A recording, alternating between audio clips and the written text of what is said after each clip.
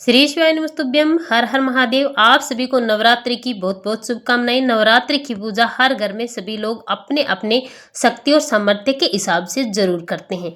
अगर आपके पास ज्यादा समय नहीं है तो आप बड़े लेवल पर पूजा नहीं कर सकते, आप बाहर जॉब करते हैं, ऑफिस जाते हैं, कोई बिजनेस करते हैं, तब आप इस पूजा को कैसे संपन्न करेंगे, कम सामान में कैसे आप माता रानी को प्रसन्न कर सकते हैं, आज की वीडियो में बहुत ही सादा तरीके से इस पूजा को बताने वाले। मैं आप सभी को यह पूजा कैसे करनी है बताऊंगी। तो चलिए बात करते हैं। नवरात्रि के दिन सुबह आपको जल्दी उठना है, पहले मंदिर की साफ सफाई कर लीजिएगा, नित्य पूजा आप कर लीजिए। इसके बाद हम एक अलग से चौकी लेंगे। आप चाहें तो इस पूजा को अपने मंदिर में, घर के मंदिर में भी कर सकते हैं। तो देखिए, माता रानी को लाल रंग का जो कपड़ा होता है, लाल रंग का, वह बहुत ही ज्यादा प्रिय होता है। तो यहाँ पर मैंने चौकी लगा दी है और इसके बाद मैं इसके ऊपर एक लाल रंग का आसन भी बिछा दिया। इसके बाद चावल का आसन देकर माता रानी की तस्वीर जो है उसे स्थापित करनी है। आपके पास फोटो या मूर्ति जो भी है आप उसकी स्थापना कर सकते हैं। इसके बाद प्रथम पूजनीय भगवान श्री गणेश को हम यहाँ पर विराजमान कर देंगे। अगर आपके पास आसन नहीं है तो आप चावल का आसन लेकर भी भगवान श्री गणेश को विराजमान कर सकते हैं। इस पूजा में कलश बहुत ही विशेष महत्व रखता है, लेकिन यहाँ पर हम बड़े लेवल पर पूजा नहीं कर रहे हैं। तो यहाँ पर मैं आपको सूक्ष्म कलश की स्थापना बताऊंगी। एक कलश में जल भर लीजिए, उसके अंदर आपको हल्दी की गांठ, 1 रुपए का सिक्का, थोड़ी सी कुमकुम, दूब घास, आप इस कलश को स्थापित कर दीजिए। सारी चीजें डाल करके कलश के कंठ पर आपको मोली का धागा बांध करके इसके ऊपर से एक स्वास्तिक बना लें और फिर कुमकुम से इसे पूर्ण रूप से जल से करके इसके ऊपर एक चावल का पात्र रख दीजिए। इसके ऊपर आप 1 रुपए का सिक्का रख दीजिए। इस तरह से यह हमारा सूक्ष्म कलश स्थापित हो चुका है। यह जो कलश है पूरे 9 दिन तक इसी तरह से रखा रहेगा। इस कलश को बिल्कुल भी हिलाना डुलाना नहीं है। आपके पास भगवान गणेश नहीं है तो आप सुपारी को रख कर भी पूजा कर सकते हैं, इसमें कोई परेशानी की बात नहीं है। इसके बाद में धूप और दीप प्रज्वलित करेंगे, क्योंकि यही दीपक हमारी पूजा का साक्षी बनेगा। इसके बाद में इस तरीके से हम माता की चौकी सजा लेंगे। फूलों से, जो भी फूल आपको मिलते हैं उनसे आपको अच्छी तरह से माता की चौकी सजा लेनी है। इसके बाद 1 लोटा जल लेना है। इसमें सबसे पहले भगवान गणेश को स्नान कराएंगे। स्नान भाव रखते हुए आपको 2 से 3 बार इस तरह से जल को छींट देना है। पूरी चौकी पर छींट करके आपको सभी को भाव रूप में स्नान कराना है। आप फूल से या फिर कुछ घास भी दे सकते हैं। और इसके बाद में माता रानी को भी जल से छींटा दे करके इसके बाद में भाव रूप से स्नान कराएंगे। हम गणेश जी भगवान को जनेऊ समर्पित करेंगे। अगर आपके पास जनेऊ नहीं है तो आप कलावा भी समर्पित कर सकते हैं वस्त्र स्वरूप। जनेऊ में थोड़ी सी हल्दी लगा के आप इन्हें भगवान श्री गणेश जी को समर्पित कर देंगे। ओम वस्त्रम समर्पयामि मंत्र का जाप करते आप कलावा फिर जनेऊ है उसे समर्पित करें।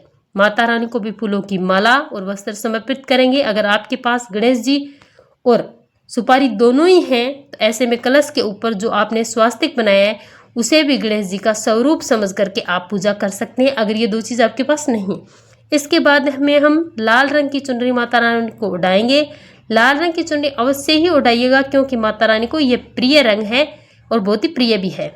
जिस प्रकार से हम वस्त्र पहनते हैं वैसे माता रानी को भी चुनरी जरूर उड़ानी चाहिए। और यह देखिए दोस्तों, माता रानी कितनी सुंदर दिख रही है। अगर आपके पास चुनरी नहीं है तो ऐसे में आप वस्त्र रूपी कलावा भी समर्पित कर सकते हैं। इसके बाद हम सभी देवी देवताओं को टीका करेंगे। तो देखिए, यहाँ पर लाल रंग की रोली से टीका करना है। सबसे पहले भगवान श्री गणेश जी को टीका लगाएंगे और उसके बाद माता रानी को आप टीका लगाएंगे।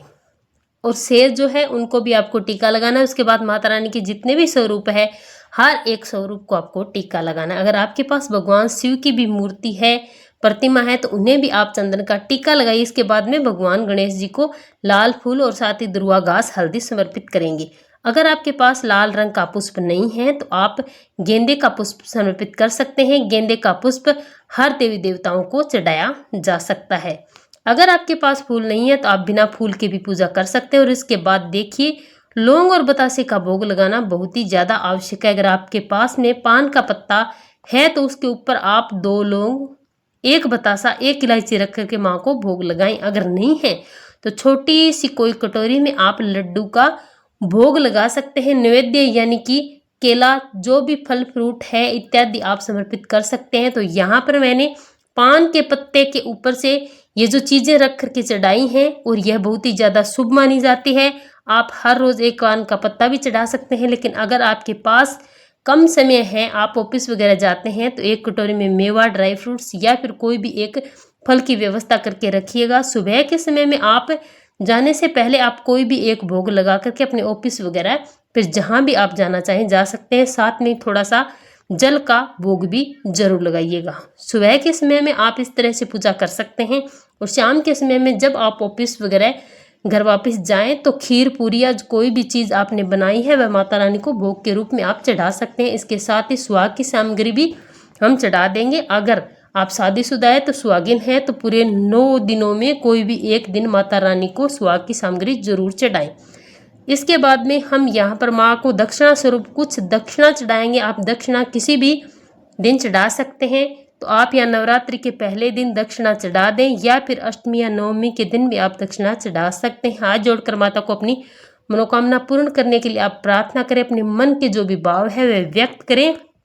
अपनी जो भी इच्छा है वह माता के सामने जरूर ही रखें। इसके बाद में आरती करेंगे और इसके बाद में माता रानी के सामने हम सूक्ष्म हवन करेंगे।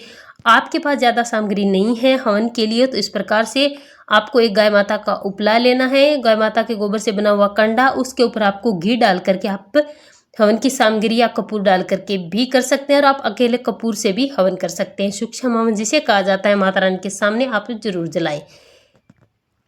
इससे आपके घर की जितनी भी नकारात्मक ऊर्जा समाप्त हो जाती है, घर में एक पॉजिटिव एनर्जी का वास होता है। यह पूजा संपन्न होने के बाद धूप को अपने घर के हर कोने में आप दिखा सकते हैं। अगर आपके पास इतना भी समय नहीं है कि आप हवन कर सके तो सिंपल कपूर जला लीजिए, यानी कि अग्नि प्रज्वलित करनी है हमें और अग्नि कम से कम 2 लौंग की जोड़ी को घी में डुबो करके उसकी आहुति दे।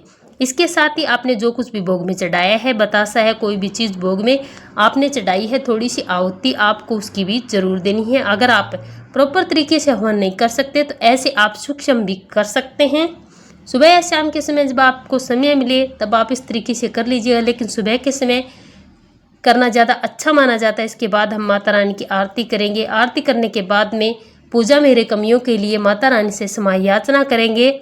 आरती जो है वह सबसे आखिरी में होती है, तो इससे पहले आपको जो पाठ करना है देखिए दोस्तों, इस प्रकार से माता रानी के 9 दिनों के लिए अलग अलग प्रकार से पाठ होते हैं। तो आप हर दिन एक एक पाठ कर सकते हैं या फिर आप दुर्गा चालीसा का पाठ भी कर सकते हैं। आप अपनी श्रद्धा और समय के अनुसार आपको जो ठीक लगे आप किताब से किसी भी प्रकार के पाठ आदि कर सकते हैं। आपके पास पाठ करने का समय नहीं है तो आप 108 माला जाप भी कर सकते हैं।